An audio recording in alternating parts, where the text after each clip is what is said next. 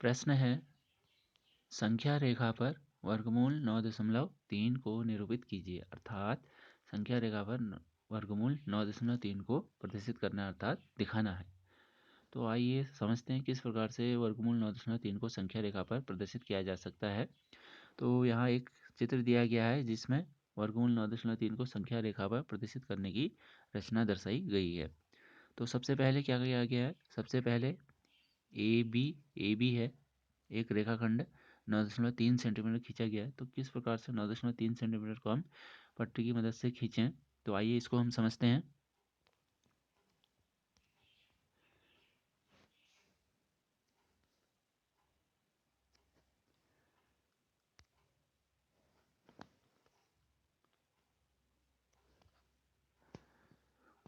यहाँ चित्र में हमारे पास एक स्केल अर्थात पटरी है। इसमें संख्याएं दर्शाई गई हैं। सबसे बाईं तरफ 0, फिर 1, 2, 3, 4, 5, 6, 7, 8, 9, 10। तो यह संख्याएं एक एक सेंटीमीटर की दूरी पर दर्शाई गई हैं। फिर इन संख्याओं के बीच किन्हीं भी दो संख्याओं के बीच छोटे छोटे भाग किए गए हैं। जैसे देख सकते हैं 0 से 1 के बीच छोटी छोटी लाइनें खींची गई हैं, उनके बीच में उनमें लिखा गया है 1, 2, 3, 4, 5, 6, 7, 8, 9।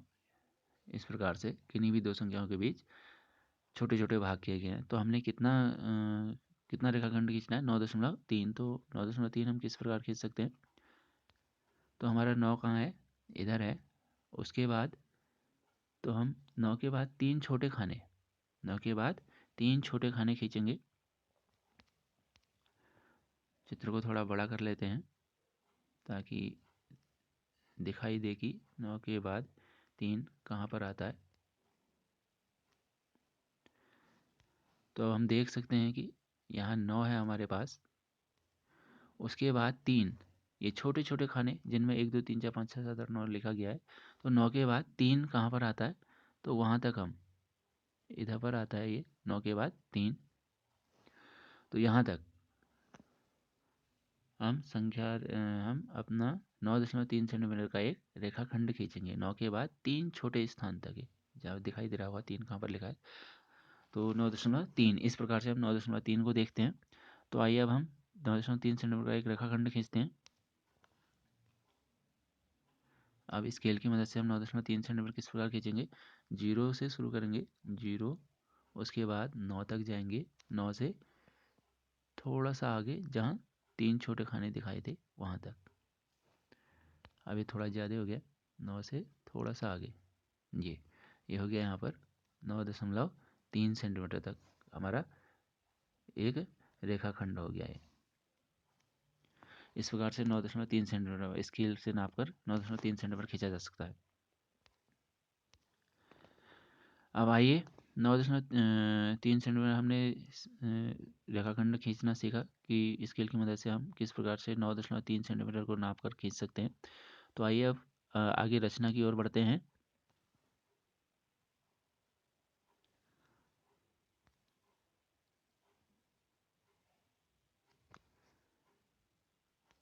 तो सबसे पहले हमने क्या किया?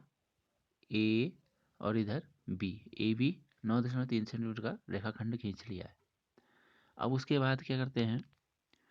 अब उसके बाद बी से सी तक, बी इधर है, सी इधर है, रेड रेड इंक से लिखा गया है।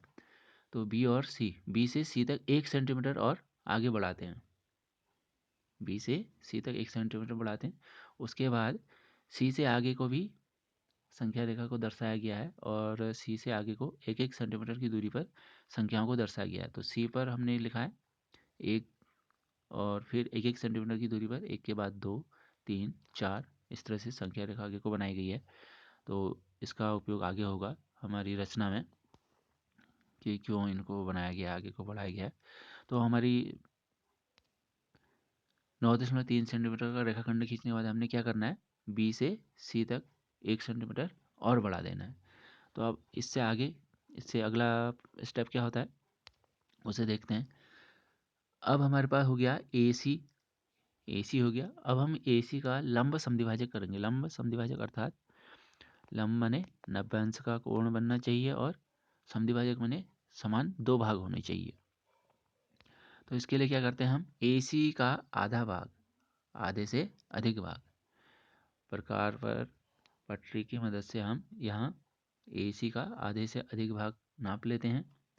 फिर आधे से अधिक भाग नापने के बाद A को केंद्र मानकर हम एक बार ऊपर चाप खींचते हैं, एक बार नीचे चाप खींचते हैं।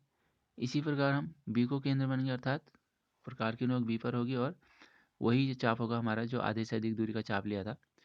B को केंद्र मानेंगे तो B से एक चाप ऊपर और एक चाप नीचे, इस प्रकार कटेंगे। अब ये दोनों चाप कहाँ कटते हैं, ये दोनों चाप हमारे कट रहे हैं बिंदु M पर और बिंदु N पर। तो इन M और N दोनों बिंदुओं को हम स्केल की मदद से मिला देते हैं। तो मिलाने पर ये हमारा MN रेखाखंड, ये खड़ा MN रेखाखंड है, ये खड़ी भुजा MN रेखाखंड हो गई। ये MN रेखाखंड हमारा AC रेखाखंड को किस बिंदु पर काटता है, यह AC रेखाखंड को इधर ये बिंदु O पर काटता है। तो अब O बिंदु क्या हो गया, AC का मध्य बिंदु हो गया, क्योंकि लंब समद्विभाजक किया था तो समान सम मने समान, द्वि मने दो, भाजक अर्थात दो भाग, समान दो भाग, तो इसलिए O AC का मध्य बिंदु हो गया। अब इसके बाद AO और OC दोनों बराबर भाग हो गए हैं। अब हम O को केंद्र मानेंगे और प्रकार की मदद से हम O, AO और OC दोनों दूरियों को बराबर नाप लेते हैं, दोनों बराबर होंगी। और O को केंद्र मानते हैं, O को केंद्र मानकर हम प्रकार की नोक O पर होगी और A से एक चाप खींचते हैं, कितनी दूरी का, AO या OC दूरी का, दोनों बराबर दूरी हैं। तो O को केंद्र मानते हैं, यहाँ पर प्रकार की नोक और यहाँ पर A पर पेंसिल की नोक। तो इस प्रकार से एक चाप खींच देते हैं, ये AO दूरी का जो चाप है। तो इस तरह से ये एक अर्धवृत्त बन जाता है, ये दिखाई दे रहा होगा चित्र में, AM और C से गुजरता हुआ एक अर्धवृत्त दिखाई दे रहा है। इसके बाद हम क्या करते हैं, अपने बिंदु B पर आते हैं। बिंदु B पर हम समकोण की रचना करते हैं। समकोण की रचना हम या तो प्रकार और पेंसिल की प्रकार पटरी की सहायता से करेंगे, या फिर हम सुविधा के लिए चाँदे से भी कर सकते हैं। तो यहाँ चित्र में हमने प्रकार और पटरी की मदद से समकोणों को बनाया है, और किस प्रकार से समकोण बनाते हैं उसको समझते हैं। समकोणों की रचना करना हम पिछले कक्षा में भी सीख चुके हैं, तो यहाँ एक बार उसको दोहरा लेते हैं किस प्रकार बनाते हैं।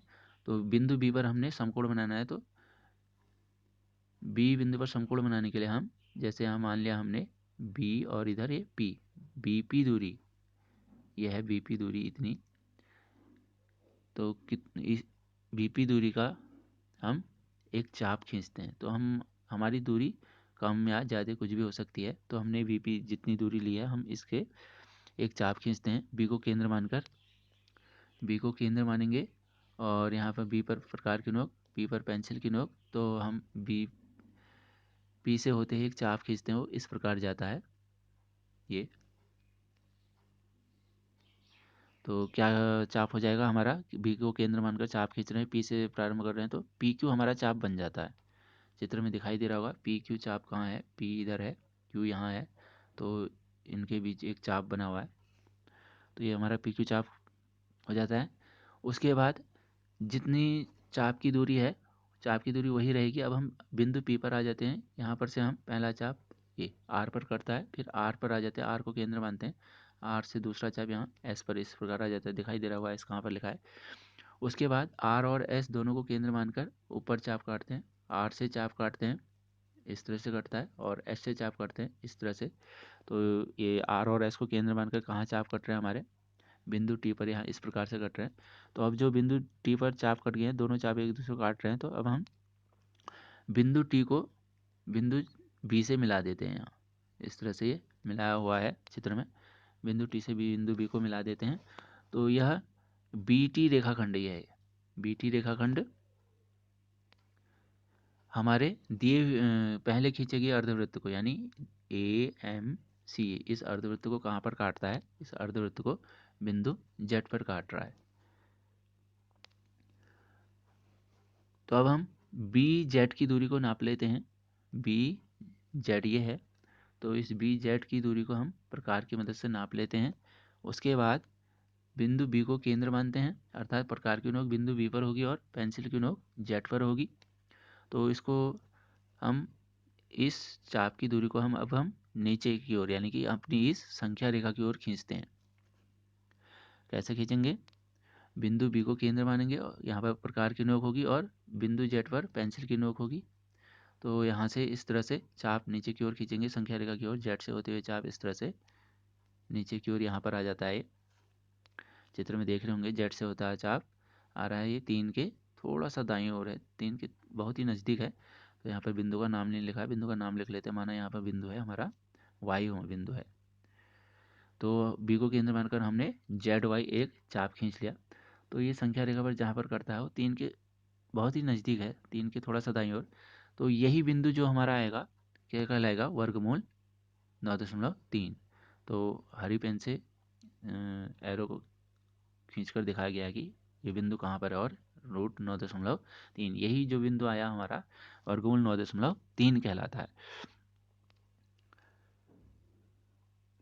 यदि अब हम समकोण की रचना जो हमने बिंदु बी पर समकोण की रचना करी थी, अगर हम इस प्रकार से पटरी और प्रकार की मदद से रचना नहीं करना चाहते हैं तो हम उसको चाँदे की मदद से भी उसको बना सकते हैं। तो चाँदे की मदद से किस प्रकार बना सकते हैं? ये यहाँ ये इस तरह से पहले प्रश्न में दिखाया गया है, नहीं सॉरी पहले चित्र में दर्शाया गया है। क्या किया है? बिंदु बी पर समकोण की रचना करी गई है। तो हमारा चाँदा किस प्रकार होता है? इस तरह का चाँदा होता है। यहाँ मध्य बिंदु होता है, इस मध्य बिंदु के ठीक ऊपर यहाँ पर 90 अंश लिखा गया होता है, अपने चाँदे में हम देख सकते हैं। तो हम क्या करते हैं? बिंदु बी पर 90 अंश का कोण बनाना है तो बिंदु बी पर चाँदे को इस प्रकार रखते हैं कि चाँदे का मध्य बिंदु बिंदु बी पर आता है और चाँदे की रेखा ये जो हमारी AC रेखाखंड है इसके ठीक ऊपर होनी चाहिए। तो बिंदु बी पर चाँदे का मध्य बिंदु रखते हैं और उस मध्य बिंदु के ठीक ऊपर 90 अंश का कोण होता है। तो हम यहाँ कहीं 90 अंश चाँदे पर जहाँ पर 90 अंश होगा उसमें निशान लगा देते हैं। फिर हम इस बिंदु को क्या करते हैं? नीचे बिंदु बी से मिलाते हैं इस प्रकार से। अब फिर ये रेखाखंड हमारे इस अर्धवृत्त को कहाँ पर काटता है? बिंदु डी पर काटता है।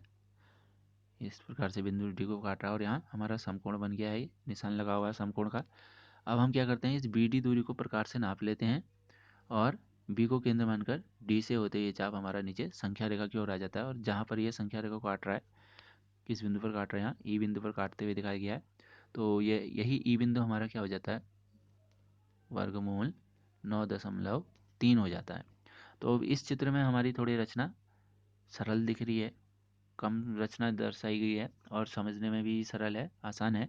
तो इस प्रकार से भी हम अपने रचना कर सकते हैं, अर्थात वर्गमूल 9.3 को संख्या रेखा पर प्रदर्शित कर सकते हैं।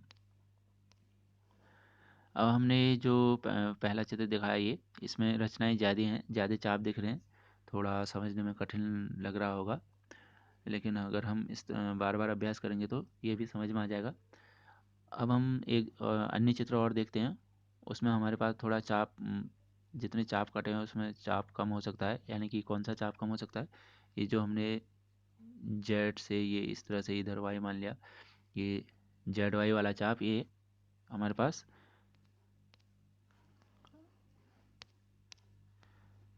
ये इस चित्र में देख सकते हैं। एक अन्य चित्र है तो इसमें हमारे पास वो जेड वाई वाला जो ये बाहर से चाप आ रहा था इसकी, वो वाला चाप नहीं है। ऐसा क्यों है?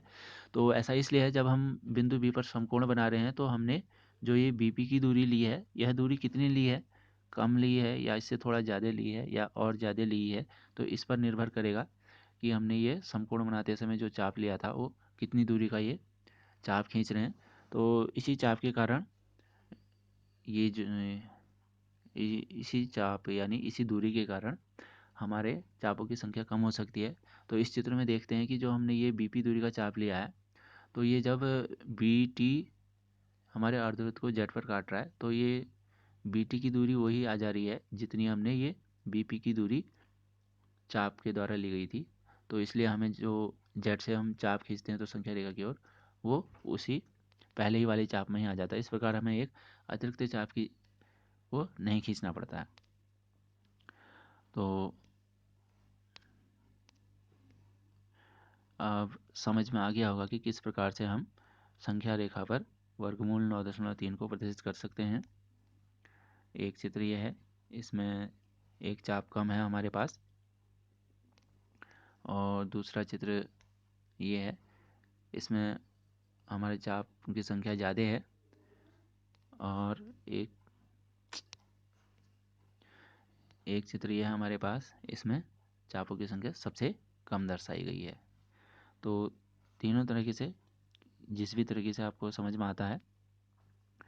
हमारे पास दो तरीके हैं वैसे, एक समकोण को केवल सीधे चांदी की मदद से बनाना, और दूसरा है समकोण को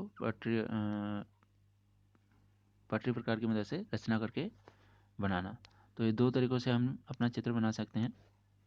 तो जिस तरह से समझ में आता है उस विधि से आप बना सकते हैं। तो आइए अब हम ये जो चाप आया है, ये जेड वाई, यहाँ वाई मान लेते हैं, तो ये बी जेड दूरी कितनी होगी, बी जेड के बराबर ही ये चाप है, तो बी जेड और बी वाई बराबर होंगे। तो ये वर्गमूल 9.3 किस प्रकार से आता है, आइए अब हम इसको समझते हैं। ये सारी रचना हमने क्यों करी थी, इस रचना के माध्यम से ही यह बी जेड और बी वाई ये दोनों दूरियाँ वर्गमूल 9.3 के बराबर इनका मान आएगा। कैसे आता है उसको, अब हम उसको समझते हैं।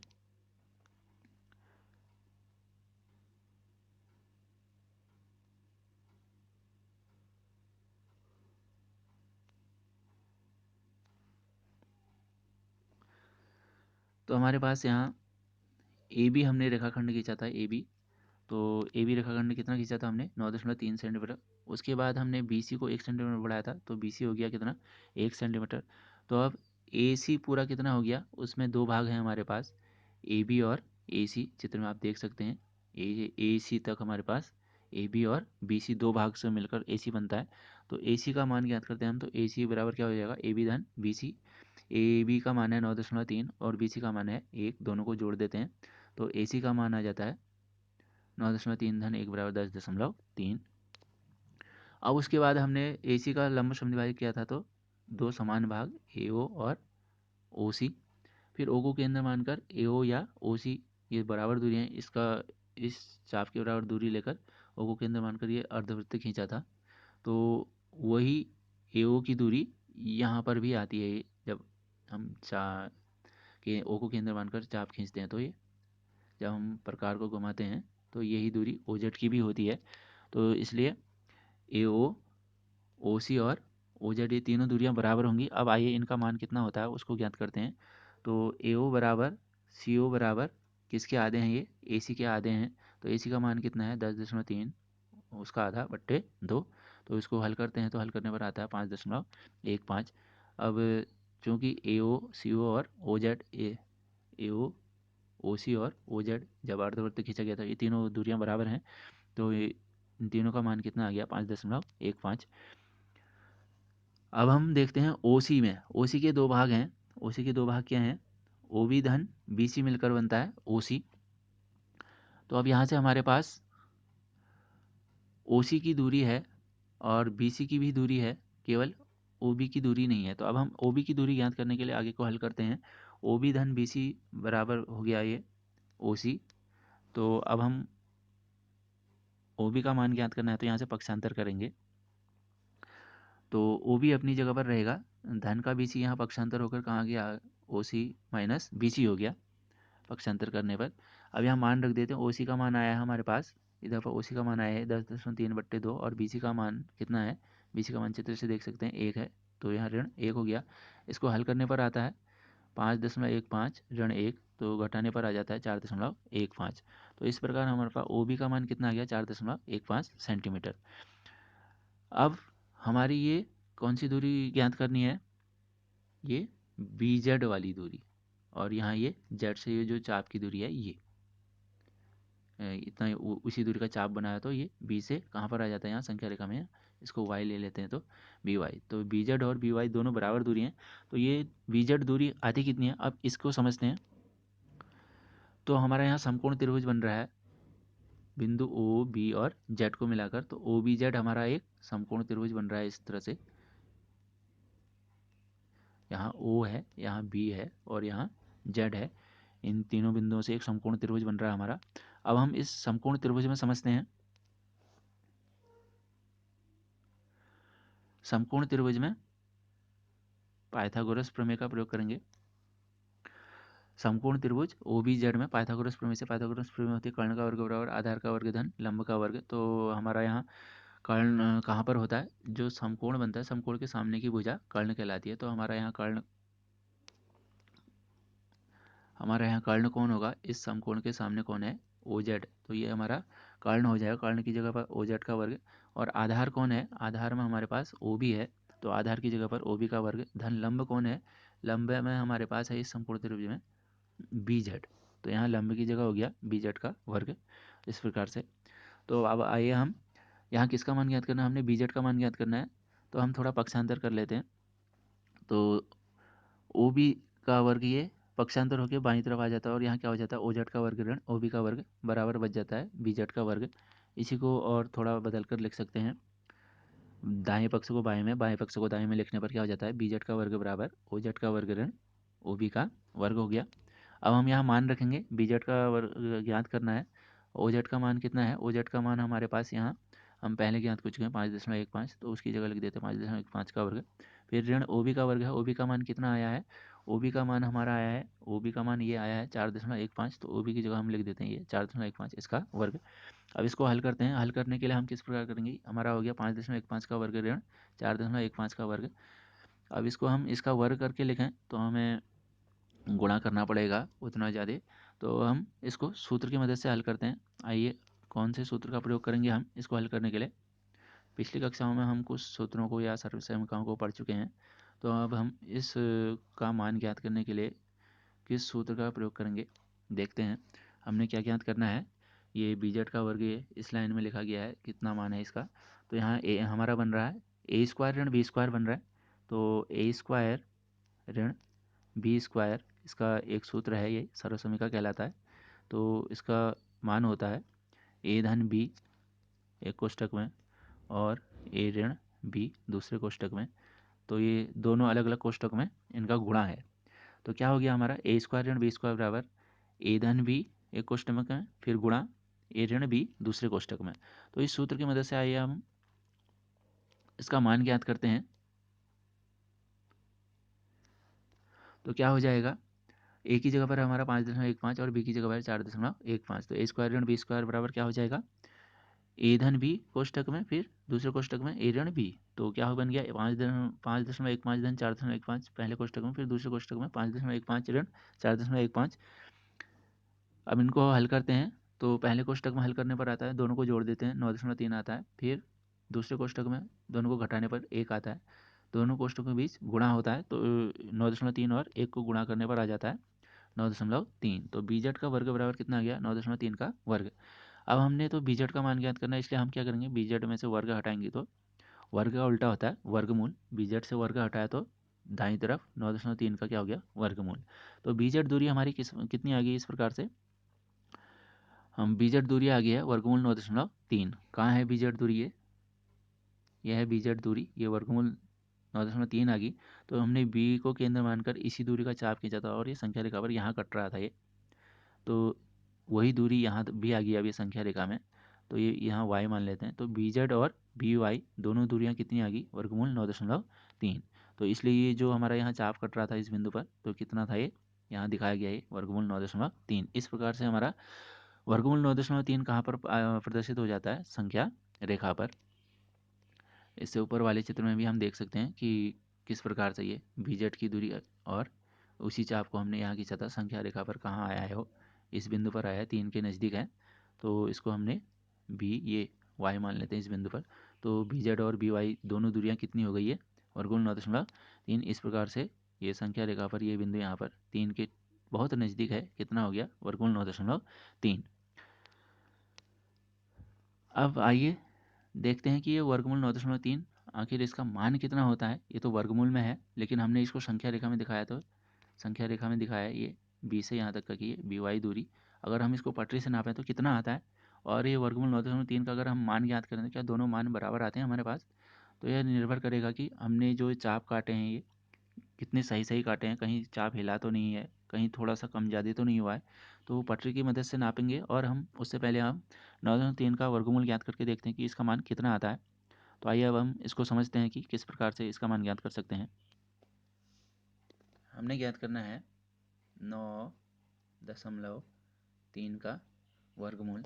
तो दशमलव के बाद एक ही अंक है, तो भाग विधि से वर्गमूल ज्ञात करते हैं, गुणनखंड नहीं कर सकते अभी हम यहाँ पर। तो भाग विधि से वर्गमूल ज्ञात करने के लिए सबसे पहले हम दशमलव के दाईं ओर और बाईं ओर दोनों तरफ जोड़े बनाते हैं। तो यहाँ दोनों तरफ केवल एक एक अंक है, तो दशमलव के दाईं तरफ हम जीरो बढ़ा सकते हैं, बाईं तरफ तो नहीं बढ़ा सकते हैं, लेकिन दाईं तरफ दशमलव के दाईं तरफ बढ़ा सकते हैं। तो 3 के साथ पहले एक जीरो लग जाएगा, तो इसका जोड़ा बन जाएगा। उसके बाद फिर 0 0 के जोड़े बनेंगे इस तरह से, एक जोड़ा ये हो गया, दूसरा जोड़ा ये हो गया। अब दाईं तरफ भी इसी प्रकार जोड़े बनाते हैं, क्योंकि दाईं तरफ केवल एक ही अंक है, तो उसी को हम जोड़ा मान लेते हैं। अब हम यहाँ भाग देते हैं इस प्रकार से। तो सबसे पहला हमारा जोड़ा कौन है, ये 9 है। तो 9 में भाग देने के लिए हम ऐसी संख्या ढूंढते हैं जिसका वर्ग या तो 9 होता है या 9 से कम होता है। तो हम जानते हैं 9 किसका वर्ग होता है, 9 3 का वर्ग होता है। तो यहाँ 3 से भाग दे देते हैं, और भागफल में यहाँ कितना लिखते हैं 3, क्योंकि 3 बार भाग जाता है। और 3 के नीचे भी 3 लिख देते हैं, 3 गुणा 3 हो जाता है 9। भाग देने के बाद घटा देते हैं, 9 में से 9 घट गया 0। अब यहाँ बाईं तरफ 3 और 3 जुड़ जाता है, ये हो गया 6। अब उसके बाद यहाँ दूसरे जोड़े से पहले यहाँ दशमलव लगा हुआ है यहाँ पर ये, तो दूसरे जोड़े को उतारने से पहले हम क्या करेंगे, अब भाग नहीं जाता है, 6 का भाग 0 में नहीं जाता है, ऊपर का जोड़ा हम अभी नहीं उतार सकते, तो पहले यहाँ भागफल में लगेगा दशमलव। अब हम अपना दूसरा जोड़ा उतारेंगे। अब 6 का भाग 30 में जाता है, 5 बार चले जाता है, लेकिन यहाँ केवल भागफल में 5 नहीं लिखना है, हमें 6 के दाईं तरफ भी 5 लिखना होता है। तो आइए हम इसको जांच लेते हैं पहले। अगर 5 बार भाग जाता है तो हमें यहाँ 6 के दाईं ओर भी 5 लिखना होता है, फिर 5 से गुणा भी करना होता है। तो इसका मान कितना आ जाता है, 5 पच्चे 25, 6 पंचे 30, 2 हासिल, ये हो गया 325, जबकि हमारे पास यहाँ है 30। तो ये ज़्यादा हो गया इस प्रकार से। अब यहाँ भाग नहीं जा सकता है।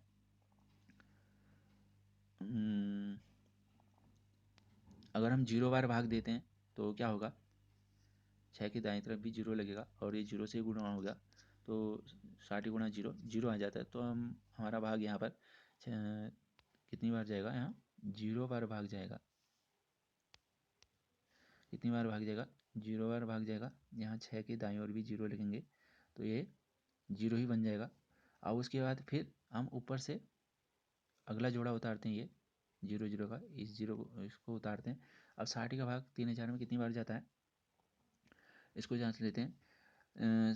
6 का भाग 30 में 5 बार जाता है, तो हम यहाँ देखते हैं 60, उसके दाईं तरफ हमने 5 लिखना होगा, फिर 5 से गुणा करना पड़ता है, और बच्चे 25 हो जाता है, हासिल 2 है, 5 गुणा 0 0, 2 हासिल 2 लग गई, 6 पंचे 30, ये हो गया 3025, जबकि हमारे पास यहाँ है 3000। तो ये मान 5 बार में ज़्यादा हो जाता है, इसलिए हम कितनी बार भाग देंगे, यहाँ 4 बार भाग जाएगा, 4 बार भाग जाएगा, यहाँ 4 लिख देते हैं। तो भागफल में भी 4 लिखते हैं, तो 4 बार यहाँ इसके नीचे भी 4। अब गुणा करते हैं तो 4 चक्को 16, और फिर हासिल 1 आई, 4 गुणा 0 0, 1 आ गया, फिर 6 चक्को 24। इस प्रकार से इसको फिर घटा सकते हैं। तो हमने भाग दिया, तो हमारा भागफल में कितना आया, 3.04। तो हमारा वर्गमूल 9.3, इसका मान हमने दशमलव के 2 स्थानों तक ज्ञात किया, तो कितना आ गया ये 3.04। तो ये हमारा वर्गमूल 9.3 का मान भाग विधि से ज्ञात करने पर आ जाता है 3.04। आइए अब हम देखते हैं कि कैलकुलेटर से क्या ये मान सही आया है, इसको जांचते हैं कैलकुलेटर की मदद से। तो आइए देखते हैं कि कैलकुलेटर से वर्गमूल 9.3 का मान कितना आता है। तो हम पहले वर्गमूल का चिन्ह ढूंढेंगे, कहाँ है वर्गमूल, तो ये वर्गमूल इधर है, इसके अंदर अब हम संख्या लिखेंगे 9.3। तो ये यहाँ वर्गमूल 9.3 का मान आ गया 3.04, 959014। ये कैलकुलेटर अपनी कैलकुलेशन करने की क्षमता के अनुसार दशमलव के 8 अंकों तक इसका मान दिखा रहा है। तो इसका मान हमने भाग विधि से ज्ञात किया था, तो कितना आया था ये देख सकते हैं। यहाँ इसका मान आया है 3.04, और यहाँ हमारा मान भी आया है कितना, 3.04। ये देख सकते हैं हमारा मान ये आया है 3.04। और कैलकुलेटर की मदद से आया है 3.04, ये 10 के 8 अंक होता है। तो इस प्रकार से दोनों मान बराबर आए हैं, अतः जो हमने भाग विधि से वर्गमूल ज्ञात किया बिल्कुल सही आया। तो अब हम इसको देखते हैं कि आइए पटरी की मदद से इसको नापते हैं कि ये इसका मान कितना आता है। तो हमारा वर्गमूल 9.3 का मान कितना आ गया, 9/9.3, इसका मान आया 3.04, इतना है। तो अब हम ये पटरी से नापेंगे तो हमारा कितना था, ये BD के बराबर दूरियाँ और BE के बराबर, ये दोनों दूरियाँ बराबर हैं। अब यहाँ हम BE दूरी को पटरी की मदद से नापते हैं तो ये भी कितना आना चाहिए, 3.04, इसके बराबर ही आना चाहिए। अब तो ये हमारा निर्भर करेगा कि हमने रचना कितनी सही की है, हमारी रचना कितनी शुद्ध है उस पर निर्भर करेगा। तो ये BE दूरी को नापने पर कितना आना चाहिए, 3.04 आना चाहिए। यह हमारा चित्र जो हमने रचना करके बनाया है। तो हम यहाँ ये देख सकते हैं कि यहाँ हमने जो C के बाद हमने 1-1 सेंटीमीटर पर निशान लगाए थे, संख्याएं प्रदर्शित की हैं। तो हमारा B, यहाँ हमने इसको y मान लिया था, इसकी दूरी कितनी आती है, 3 के बाद थोड़ा सा दाईं ओर है। अगर हम इसको पटरी से नापें तो ये ठीक लगभग उतना ही आएगा जितना हमने इसका मान किया है, 3.04। तो इस प्रकार से हम संख्या रेखा पर वर्गमूल 9.3 को दर्शाते हैं।